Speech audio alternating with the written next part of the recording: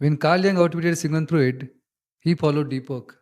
When Bill Gates realized internet will be the strongest force of 21st century, he followed deep work.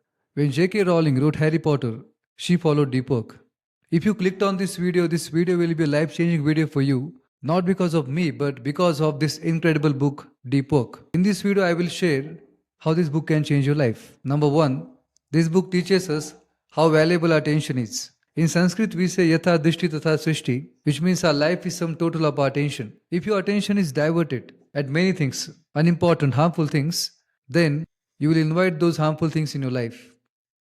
And if attention is diverted at the age of 25, your life will be diverted life. Why?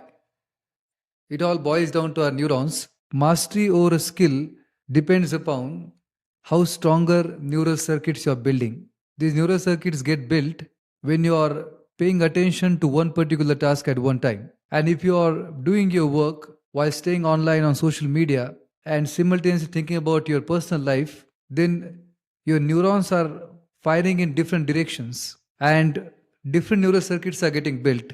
One towards your personal life, second towards the person you're interacting with, and third towards your work. See, in order to master any skill, you need more myelin. This myelin gets generated when the neural circuits are getting created.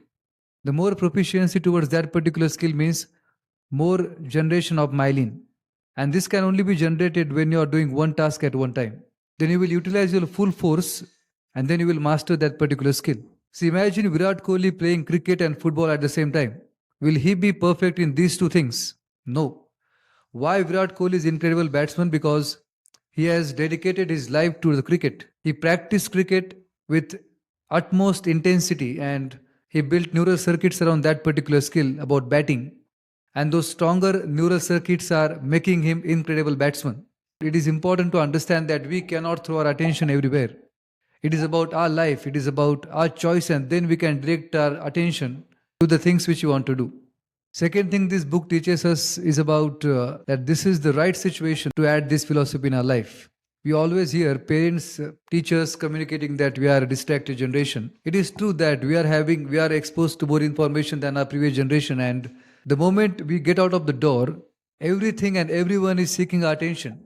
If you have not written down your goals and directing your attention towards meaningful goals, then you will throw your attention everywhere and you will end up distracted. And this is the right time to reclaim your attention and direct it towards your meaningful goals. And this book teaches us the same thing. Third point, this book teaches us how you can get excel in your career.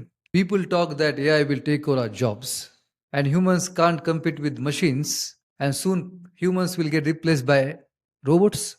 Well, this is a false case. As long as we have an ability to think, we don't have to fear machines.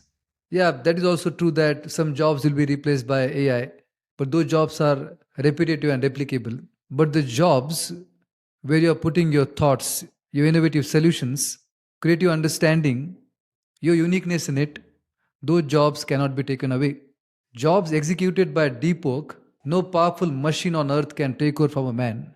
Which is why we need this philosophy right now, where people are getting afraid of the situation that where their skills be relevant or are they going to survive in this market. I want to assure you that yeah, you can. As long as you are using your mental powers, you can. As long as you are thinking deeply, you can. Not just survive, but you will thrive in this new world. The only condition is you have to produce what is valuable. See, if someone is selling a tea and he's not paying attention while making his tea, he's watching something on a cell phone and then he's not paying attention to the sugar and tea powder what he's going to put, and that kind of a tea will not be appreciated by customers and he will not add value in his industry. The same goes with your company. If you are working while being distracted, you will not add value in your work. So you have to add value in your work that requires depth, that requires your soul, your mind is directed towards that particular task. It requires every neuron of yours firing in that particular direction. Then only value can be created, and then you will not just survive in this world, but you will thrive. Of course, because of deep work. Last point. I read this book a couple of times and I genuinely felt that this author, Mr. Carl Newport, sir, really cares about people, about youth. He's a working professor and he fulfills his responsibility towards his students. His language cuts through the noise and he gives you the best possible advice for your life. From this channel, I want to show gratitude towards Carl Newport sir. I appreciate the time he took, the efforts he took for writing these kind of books. I would like to thank him. If you want to know something more about deep work, please comment below. I'll post it.